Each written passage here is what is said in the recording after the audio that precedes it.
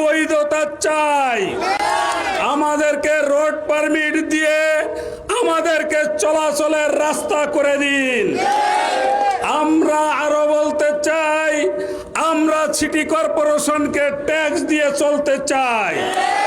অনতি বিলম্বে আমাদেরকে ড্রাইভিং লাইসেন্স দেওয়ার ব্যবস্থা করুন।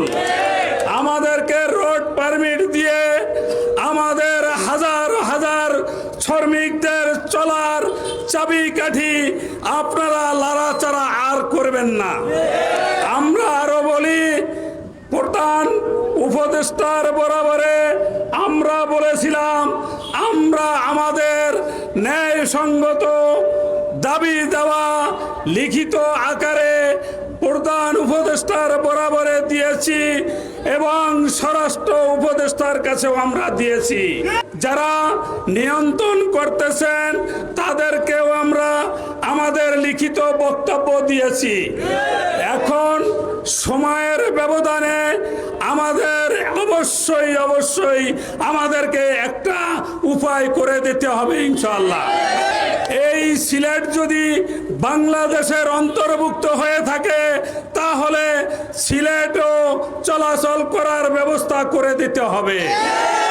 ইতিমধ্যে চিটাগাং সিটি কর্পোরেশনেও রিক্সা শ্রমিকদের ব্যাটারি চালিত রিক্সার রোড পারমিট দিয়ে তাদেরকে পুনর্বাসিত করেছে।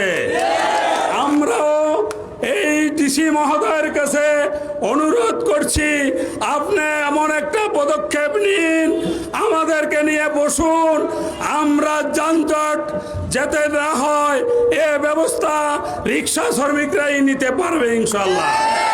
এবং এই রিক্সা শ্রমিকদের ভাগ্যের পরিবর্তনের জন্য সিটি কর্পোরেশন সহ সমস্ত দায়িত্বশীল পর্যায়ের যারা আছেন সবার কাছে অনুরোধ জানাবো, আপনারা অনতি বিলম্বে আমাদের দাবি মেনে নিন।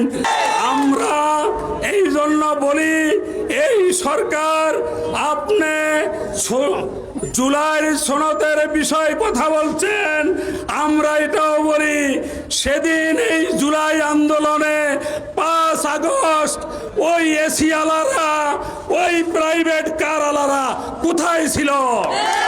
সেদিন ঢাকা মেডিকেলে রিক্সা শ্রমিকরা লাশ নিয়ে গেছে, রিক্সা শ্রমিকরা বুকের তাজা রক্ত দিছে, রিক্সা শ্রমিকরা শহীদ হয়েছে। আজকে 5ই আগস্টের দুয়া তুলে রিক্সা শ্রমিকদেরকে বাদ দিয়ে আপনি চিন্তা করবেন, এটা কখনো হতে পারে না। এক শ্রেণীর মানুষ উঠে পড়ে লাগিছে ব্যাটারি চালিত রিক্সা নাকি যানজট সৃষ্টি করে।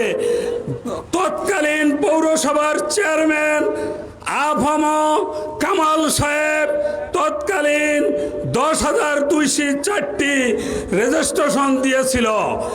এখন সিটি কর্পোরেশন হওয়ার পরে 42টি ওয়ার্ড হয়েছে, এখন আরো 10,000 প্লেট যোগ করা হয়েছে, মোট 22,000 প্লেট ব্যাটারি রিক্সা চালকের জন্য বরাদ্দ আছে বৈধভাবে।